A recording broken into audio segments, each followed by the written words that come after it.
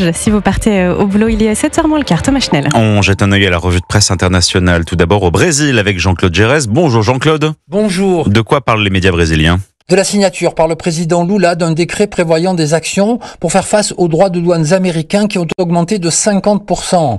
Ce dispositif, baptisé Plan Brésil souverain, s'articule autour de 3 axes, explique la Folha de São Paulo. D'abord, renforcer le secteur productif, puis protéger les travailleurs et enfin, ouvrir de nouveaux marchés.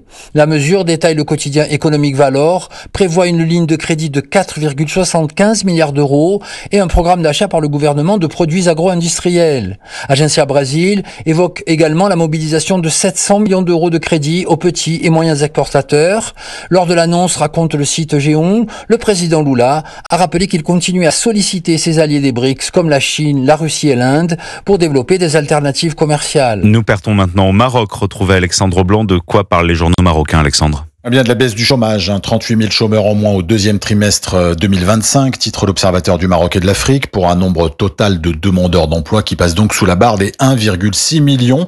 Repli léger donc, mais situation économique toujours préoccupante dans les campagnes où la sécheresse sévit depuis des années, ainsi que chez les jeunes et surtout les femmes, dont le taux de chômage frôle les 20%, prévient Yabiladi. Leur insertion est dans le rouge, pointe le site d'information qui reprend les observations du Haut Commissariat au plan marocain, des femmes davantage scolarisées, mais dont l'emploi leur est de moins en moins accessible, à tel point que Maroc Diplomatique évoque des stéréotypes qui freinent l'inclusion économique. Le journal, qui cite la Banque mondiale et rappelle à ce sujet un constat alarmant, le taux d'emploi des femmes au Maroc reste aujourd'hui l'un des plus faibles au monde. Dernière étape ce matin en Irlande avec Clémence Penard. Qu'est-ce qui fait la une des journaux irlandais ? Gareth Sheridan, le millionnaire qui vise la présidence. À seulement 35 ans, l'homme d'affaires irlandais se lance dans la course à l'élection de novembre, annonce The Irish Times.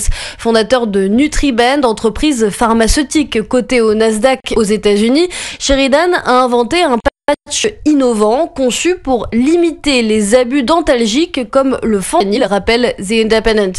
S'il est élu, il deviendra le plus jeune président de l'histoire irlandaise, souligne Newstalk.